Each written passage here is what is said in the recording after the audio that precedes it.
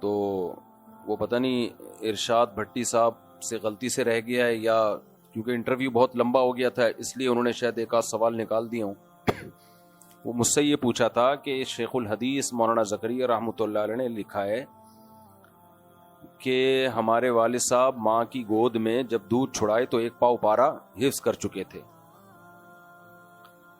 تو انہوں نے کہا آپ اس واقعے کو درست مانتے ہیں؟ میں نے کہا جی بالکل درست اس لیے مانتا ہوں کہ اس واقعے کو بیان کرنے والے قابل اعتماد ہیں اور واقعہ بھی ان کے گھر کا ہے. شیخ الحدیث مولانا زکریا رحمۃ اللہ علیہ کو ہمارے والد صاحب جانتے تھے. ہمارے والد صاحب نے حضرت شیخ الحدیث کے ساتھ، میرے والد صاحب کی بات کر رہا ہوں، وقت گزارا ہے.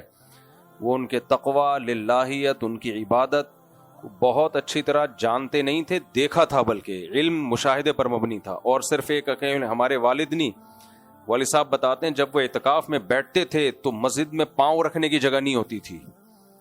اور ان کی آپ بیتی میں بھی آپ ان کی عبادت کے واقعات دیکھیں. بہت عرصے تک وہ پاکستان اس لیے نہیں آ رہے تھے کہ تصویر کے جواز کی کوئی گنجائش ان کی سمجھ میں نہیں آ رہی تھی. بہت تقوی بہت تھا ان کے اندر.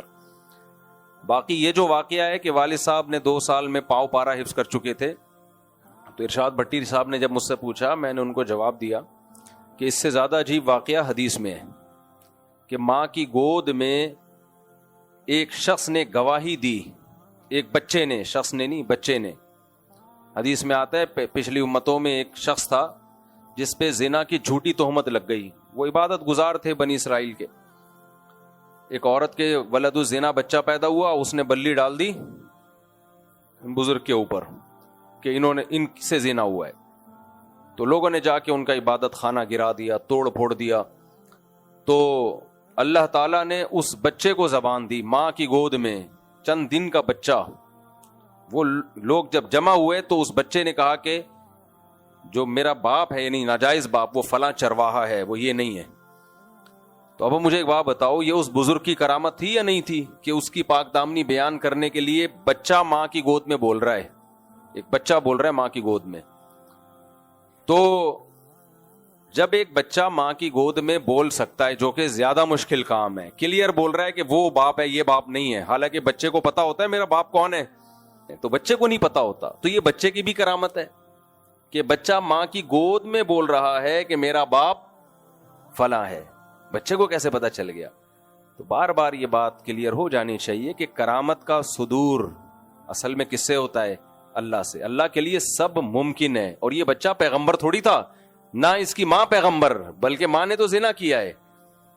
ان بزرگ کی کرامت ہے کہ اللہ بچے کو ماں کی گود میں قوت گویائی عطا کر رہے ہیں. جبکہ شیخ الحدیث کا جو واقعہ ہے ان کے والد کا کہ ماں کی گود میں 2 سال میں 1 پاؤ پارا حفظ کر لیا، یہ تو رٹ رٹ کے سن کے بچہ کنٹینیو جب کوئی بات بار بار سن رہا ہوتا ہے تو یہ تو سائنٹیفکلی ممکن بھی ہے کہ وہ رٹے رٹائے کلمات اپنی زبان سے نکال لے. یہ تو سائنٹیفکلی ممکن بھی ہے.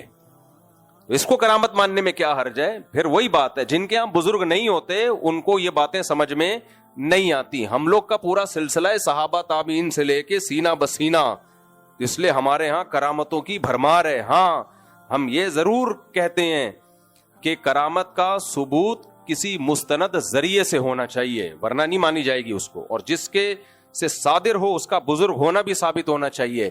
اور تیسری بات یہ، بلکہ بزرگ ہونا بھی ضروری نہیں ہے، کسی بزرگ کی برات کا اعلان کے لیے بھی ہوتا ہے. وہ بچہ بزرگ تھوڑی تھا جو ماں کی گود میں بول رہا ہے. ثبوت اوتھینٹک ہونا چاہیے اس کا، اور قرآن و سنت کے خلاف کوئی بات نہ ہو اس میں. یعنی ان کرامتوں کو کے واقعات سنا کے آپ لوگوں کو قرآن و حدیث کے اگینسٹ نہ لے کے جا رہے ہوں. ہمیں لوگ یہ بھی کہتے ہیں یہ کرامتوں کے واقعات سنا کے لوگوں کو قرآن و سنت سے ہٹاتے ہیں. نا نا نا نا نا، کرامتوں کے واقعات سنا کے ہم لوگوں کو قرآن و سنت پہ ایمان پر مضبوط کرواتے ہیں، نہ کہ قرآن و سنت سے ہٹاتے ہیں. ہٹانا الگ چیز ہے. ہٹانے والے کیسے ہٹاتے ہیں؟ جب کرامتوں کے واقعات سناتے ہیں تو شرک پھیلاتے ہیں، اس سے بدعتیں پھیلاتے ہیں. وہ بولتے ہیں تم فلاں بزرگ جو قرآن و حدیث کے خلاف باتیں کرتے ہیں تم ان کو بزرگ نہیں مانتے، حالانکہ ان کے ہاتھ میں تو یہ کرامت صادری، حالانکہ ان کے ہاتھ میں تو یہ کرامت صادری. بھائی کسی کے بزرگ ہونے کے لیے کرامت نہیں ہوگی. بزرگ ہونے کے لیے قرآن و سنت پہ چلنا ضروری ہے. کسی کی کرامتیں دکھا کے ہمیں یہ ثابت کرو کہ اب ہم اس کی ہر بات کو ماننا شروع کر دیں، یہ نہیں ہوگا. جو بات قرآن و حدیث سے ثابت ہوگی مانی جائے گی, جو قرآن و حدیث کے اگینسٹ ہوگی رد کر دی جائے گی, چاہے کسی بزرگ کے ہاتھ پہ کروڑا کرامتیں ہوں. فالو کس کو کرنا ہے؟ قرآن و سنت کو. یہی اعتدال والی رائے ہے اور ہمارے سب اکابر کی یہی رائے ہے. تو یہ کمپلیٹ ہو گیا. وہ انہوں نے, مجھے لگتا ہے کہ شاید لمبا ہو گیا تھا, بہت پوڈ کاسٹ بہت لمبی ہو گئی, تو شاید یہ نہیں ہے نا اس میں, اس پوڈ کاسٹ میں, تو یہ شاید انہوں نے نکال دی اس خوف سے کہ بہت زیادہ طویل ہو گئی یہ بحث. تو مجھے یہ ایک امپورٹنٹ بات تھی, تو اس لیے میں نے اس کو مارکیٹ میں, کیونکہ یہ بات بھی سوشل میڈیا پہ چل رہی ہے اور اس کو بھی بہت اچھالا جاتا ہے کہ 2 سال میں دودھ کیسے پی لیا انہوں نے, وہ 2 سال میں وہ حفظ کیسے کر لیا. اور کل میرے جو اپنے شیخ ہیں مفتی عبد الرحیم صاحب, انہوں نے اس سے ملتی جلتی کرامت اپنے گھر کی بتائی ہے, لیکن میں ابھی بتا نہیں رہا آپ لوگوں کو, وہ بھی اس سے ملتی جلتی ہے, لیکن اس لیے نہیں بتا رہے کہ بھائی ہم ان قصوں میں ڈالنا نہیں چاہتے آپ کو کہ ایک بحث چھڑ جائے کہ وہ بھائی مفتی طارق مسعود صاحب کے بزرگ کی بھی کرامت آ گئی سامنے, فلاں کے بھی کرامت آ گئی. تو میں نے اکثر و بیشتر اپنے واقعات میں, اپنے بیانات میں کرامتوں کے واقعات نہیں سناتا, اور ہمارے اکابر بھی نہیں. اب جو کتاب میں جب کرامتیں جمع ہوں گی پھر تو بھائی بہت ساری نا, وہ تو اکٹھی کر دی جائیں گی, تو اس سے تو پھر ایسا ہی لگتا ہے پوری امت میں کرامتیں ہی ہوتی نہیں ہیں. وہ ایسا نہیں ہے, وہ مؤلف نے کیا کر دیا, ان سب کو ایک جگہ جمع کر دیا. چلو بھائی, آج ہم نے 26واں پارہ پڑھا ہے. کچھ ہمارے ساتھ بھی ہوئی ہیں کرامتیں, لیکن ہم بتاتے نہیں. میرے ساتھ بھی ہوئی ہیں, لیکن مجھے پتا ہے میں اعمال میں کتنا کمزور ہوں. میں اس لیے نہیں بتاتا کہ یار میرے جیسا نالائق آدمی کو لوگ نیک سمجھنا نہ شروع کر دیں کہیں, اس سے میرا بیڑا غرق ہونے کا خطرہ زیادہ ہے. تو اپنے اعمال تو پتا ہوتے ہیں انسان کو کہ ہم ہیں کتنے پانی میں, اور 2-4 کوئی ایسے کوئی بہت راکٹ سائنس کرامت نہیں ہے, کوئی آپ سمجھے کہ میں بھی تخت اٹھا کے لے آیا تھا اور جو ہے وہ, یا وہ کوئی اس طرح کے بہت کوئی راکٹ سائنس نہیں ہے. وہ اچھمبے کا واقعہ ہی ہے, وہ عام طور پہ ایسا ہوتا نہیں ہے. لیکن میں اس لیے نہیں بیان کر رہا, ہمیں اپنی اوقات معلوم ہے, اور یہ بھی ہو سکتا ہے کہ کوئی اتفاق سے ایسا ہو گیا ہو, کیا خیال ہے, تو اس لیے ہم بیان نہیں کرتے. تو وجہ یہی ہے کہ ہمیں پتہ ہے ہم کتنے پانی میں ہیں. خام ہمیں لوگوں میں یہ شو کرو کہ ہم بہت نیک ہیں, جبکہ ہو نہیں, نارمل ہیں جتنے آپ لوگ ہیں. ایسا نہ ہو کہ ہم کوئی چرس پر پیتے ہیں چھپ کے, کہ آپ سمجھو کہ اچھا ہم تو آپ کو نہیں سمجھ رہے تھے. جیسے آپ لوگ ہیں ویسے ہی کیا ہے ہم بھی ہیں. تو اور نیک بنا کے کرنا کیا ہے بھائی, حساب کس کو دینا ہے؟ اللہ کو. نیک نہیں ہوئے پھینٹی پڑے گی وہاں پہ صحیح ہے. اور اگر نیک نہ ہوئے, لوگوں نے نیک سمجھا, تو زیادہ خطرہ ہے پھینٹی پڑنے کا. اس لیے سیدھے قرآن و سنت بیان کرو, ہم سب مل کے اس پہ چلنے کی کوشش کریں. کمی کوتاہی آج ہو تو سب مل کے معافی مانگیں. اس لیے ہم نے تو کبھی یہ کہا ہی نہیں ہمیں نیک سمجھو, کیونکہ ہمیں پتا ہے یہ بڑا خطرناک مسئلہ ہو جائے گا اگر مجھے نیک سمجھنا شروع کر دیا, اور خدا نخواستہ اللہ نہ کرے میری زبان سے کوئی غلط بات ہو گئی, میرے عمل سے کوئی غلط بات ہو گئی, تو پھر سب چوڑے میں آئیں گے اور اللہ بھی پکڑے گا. اس دن تو بڑی باتیں کر رہا تھا تو. اس لیے بھائی سب وما ابرئ نفسی, پیغمبر نے کہہ دیا ہم اپنے نفس کو بری نہیں کرتے, تو ہم کس کھیت کی مولی ہیں. یہ وہی بات ہو گئی جو میں نے کہی تھی نا کہ حاکم ظالم ہو یا عادل ہو, ہم نے کرنا کیا ہے, اس کو لوگ کتنا غلط لے کے گئے. بھائی کرنا کیا ہے کا مطلب یہ ہے کہ ہم نے اطاعت تو بہرحال کرنی ہے جائز چیزوں میں حاکم کی, چاہے وہ نیک ہو چاہے وہ پرہیزگار ہو. اس سینس میں کہا ہے کہ کرنا کیا ہے. میں نے کیا ہوا, ہاں بچے ابھی بتا رہا ہوں یہ بات مکمل ہو جائے ابھی. تو کرنا کیا کا مطلب بغاوت تو ہم نے کرنی نہیں ہے, اور جائز چیزوں میں تو اس کی اطاعت کرنی ہے. تو اس تحقیق کی کیا ضرورت ہے کہ نیک ہے کہ برا ہے. ہاں الیکشن میں ایک تحقیق کرو کہ ووٹ کس کو دینا ہے. جب بن گیا تو بھائی ہماری بلا سے نیک ہو یا پرہیزگار ہو, میری بلا سے میرے لینا دینا کیا ہے اس سے. ہمیں تو شریعت کہہ رہی ہے بھائی جو بھی جائز کام حاکم آرڈر دے گا تو اس کو ماننا ہے. ابھی لوگ یہاں سیدنا حسین علیہ السلام کو رضی اللہ عنہ کو لے آتے ہیں کہ پھر حضرت حسین بھی خاموش بیٹھے رہتے. حضرت حسین خاموش ہی تھے, کوئی بغاوت کے لیے نہیں نکلے. کوفہ سے ان کو خط ملا, خطوط آئے کہ تفتیش احوال کے لیے آپ ان خطوط کی بیس پہ وہاں گئے ہیں, تفتیش کے لیے گئے ہیں, بغاوت کے لیے نہیں گئے ہیں. اگر بغاوت کے لیے جاتے تو پوری فوج لے کے جاتے, اپنے گھر کی پاک دامن خواتین اور بچوں کے ساتھ نہ جاتے وہ. تو یہ اس لیے کہہ رہا ہوں کہ لوگ بہت بحث میں لگتے ہیں کہ ہمارے حکمران کیسا چل رہا ہے. بھائی جیسا بھی چل رہا ہے, میں نے اور آپ نے جائز چیزوں میں اطاعت کرنی ہے, تو ہم ان کاموں میں لگیں جن کا ہماری پریکٹیکل لائف سے تعلق ہے. اب مجھے بتاؤ, لوگ پوچھتے ہیں آپ کو پتا ہے کہ وہ فلاں کیسا ہے, میں نے کہا بھائی مجھے پتا ہے غفار بھائی کیسے ہیں, ستار بھائی کیسے ہیں, وسیم بھائی کیسے ہیں, تجھے ان سب چیزوں کا پتا ہے؟ جب نہیں پتا تو باقی چیزوں کا بھی پتا ہونا ضروری نہیں ہے. غیر ضروری چیزوں میں الجھو گے, ٹائم ویسٹنگ. ایک آدمی نے کسی سے پوچھا تیری بیوی کیسی ہے, اس نے کہا تو کیوں پوچھ رہا ہے؟ غصہ آ گیا اس کو, یعنی تیری بیوی خوبصورت ہے بدصورت ہے کیوں پوچھ رہا ہے؟ اس نے کہا جنرل نالج بھی کوئی چیز ہوتی ہے یار, جنرل نالج کے لیے پوچھ رہا ہوں. چلو بھائی صفحہ نمبر, ہاں آج ہم نے سورہ حجرات پڑھی ہے.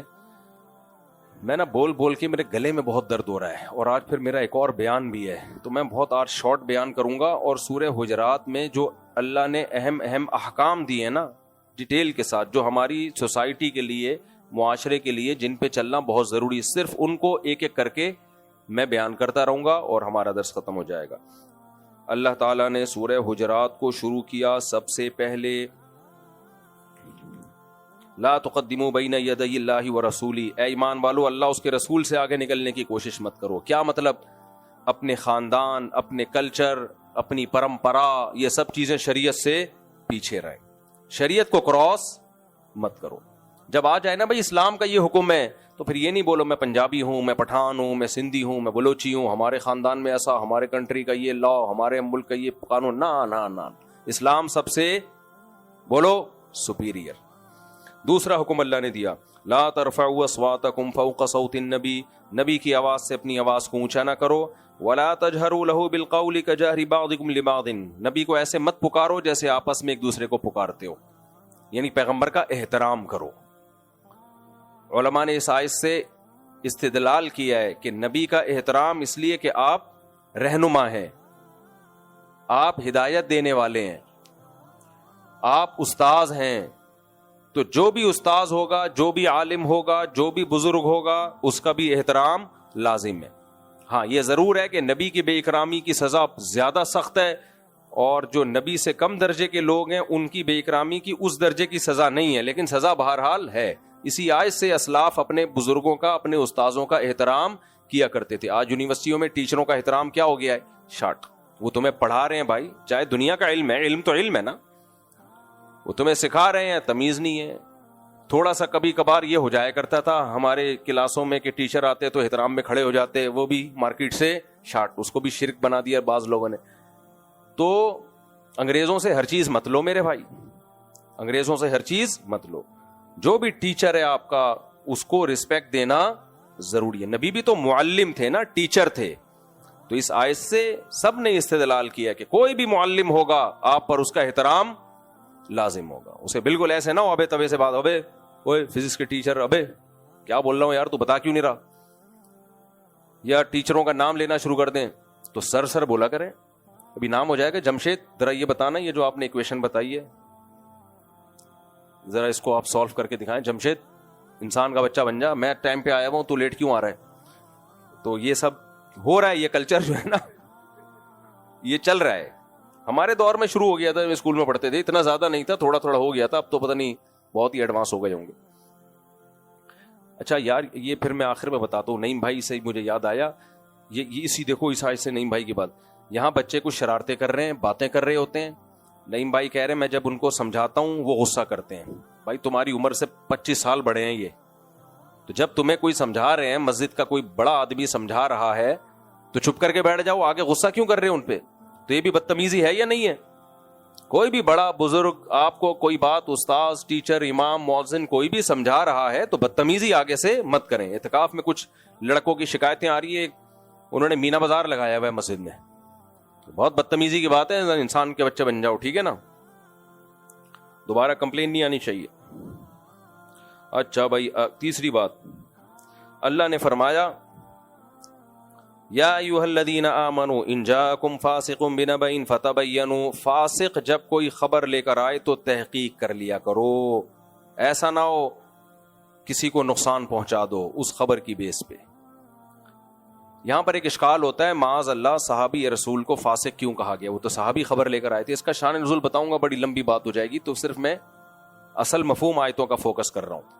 تو خوب سمجھ لو فاسق ایک اصطلاحی ہوتا ہے، گناہ کبیرہ کا مرتکب جو گناہ کبیرہ کرتا رہتا ہے، توبہ نہیں کرتا، یہ ایک فاسق جس کو اصطلاح میں فاسق کہتے ہیں، جس کی حدیث بھی مقبول نہیں ہے، جس کی گواہی بھی مقبول